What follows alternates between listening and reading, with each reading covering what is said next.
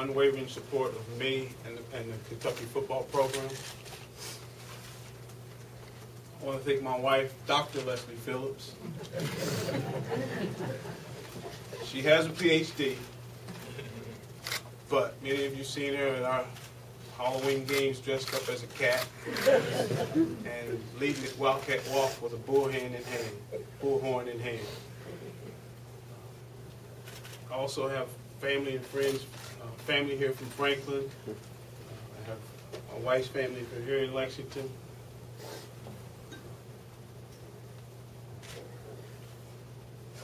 I'm very appreciative of you and of you for your support.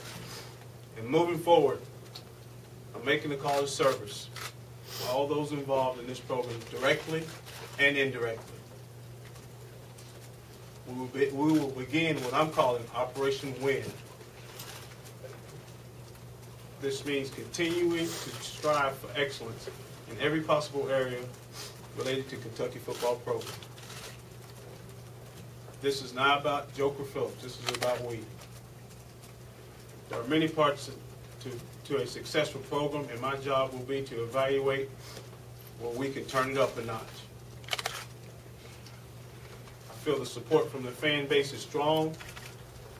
This year we averaged almost 70,000 fans at home, but we want to make Commonwealth Stadium one of the toughest places to play in the nation.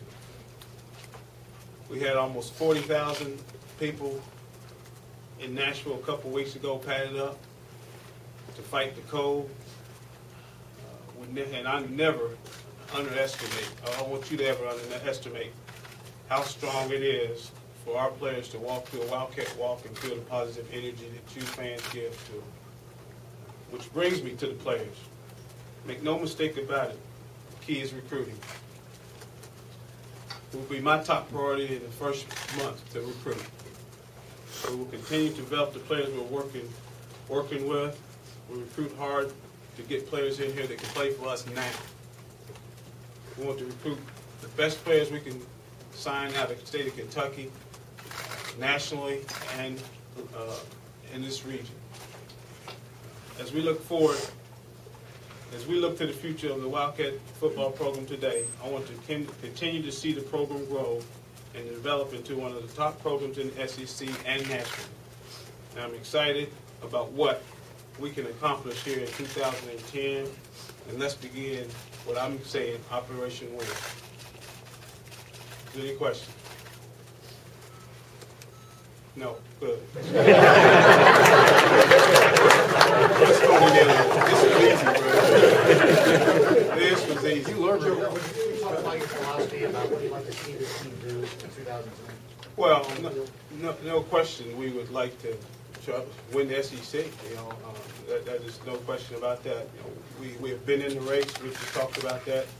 We'd like to stay in the race as long as we possibly can. Just try to compete for this league championship. You talk about how challenging that is. I mean, it is the best league in the country. It is the best league in the country, and we are close. There's no question about that. We're really, really close, but it's like climbing a ladder. Those last couple steps get tougher and tougher. Similar to losing the last 5 pounds, and I'm sure a lot of you guys would understand, relate to that, right? Chuck, what about staff-wise? You already got in mind you're making any changes, or? Well, any staff adjustment, we'll talk about it at a later date, but I'm sure you'll be one of the first ones to know.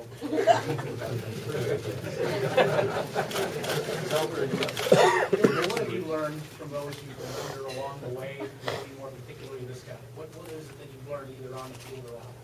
This guy here, don't listen to the noise. Don't listen to the noise that's out there. Continue to plow ahead. Stick to your plan and just close out all the outside noise, all the outside distractions. That's the thing, and that's the way we got things done here. That's the way he's.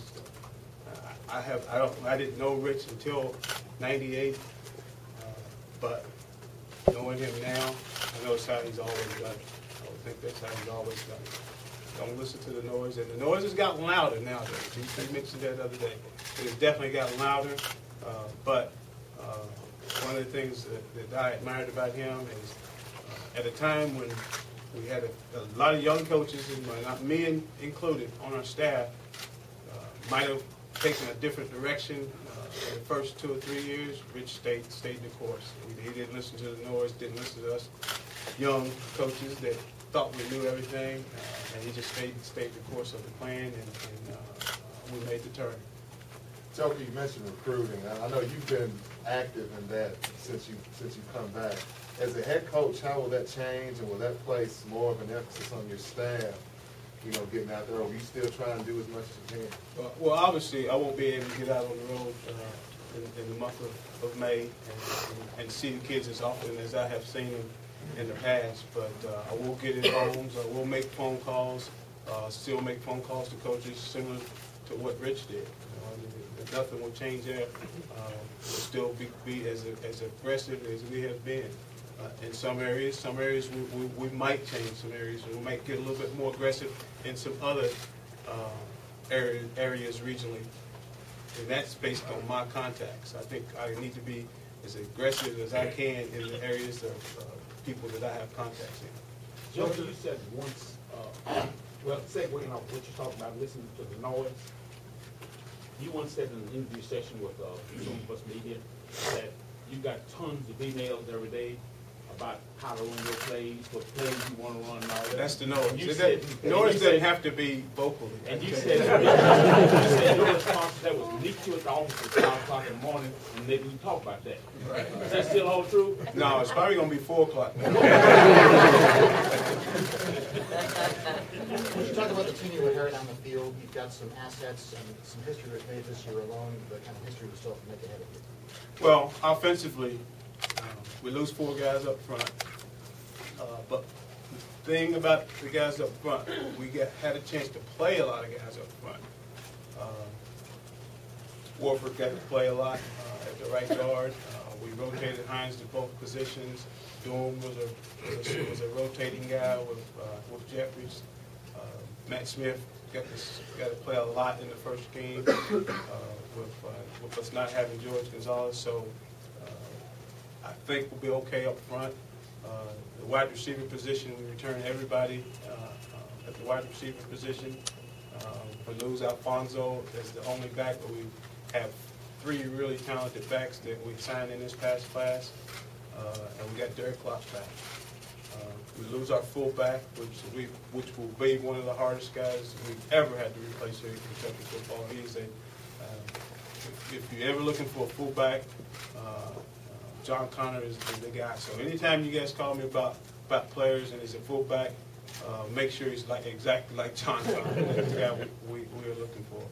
We lose 3 of our tight ends, which brings me to the backup, which is Kendrick. He's a guy that we think can help us, but he hasn't played in this league, and you know how tough it is to play in this league as a freshman.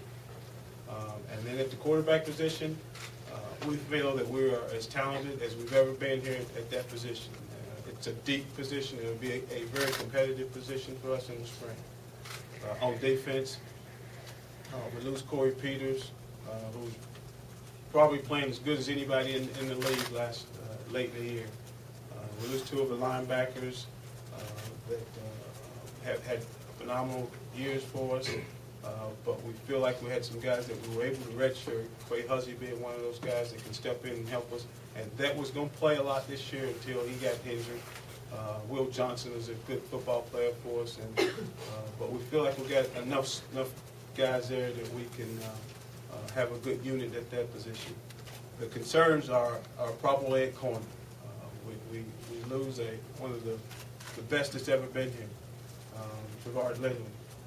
But the thing about Javard, he wasn't able to play a lot, so we were able to gain some depth with playing some of the younger guys. And then our safeties, we lose our starting safety, but we played a lot of guys through, because nowadays what teams are playing, or what way teams are playing on defense, you got to have a little bit more defensive backs in the game, and usually it's a safety type guy that comes in to play the nickel. So we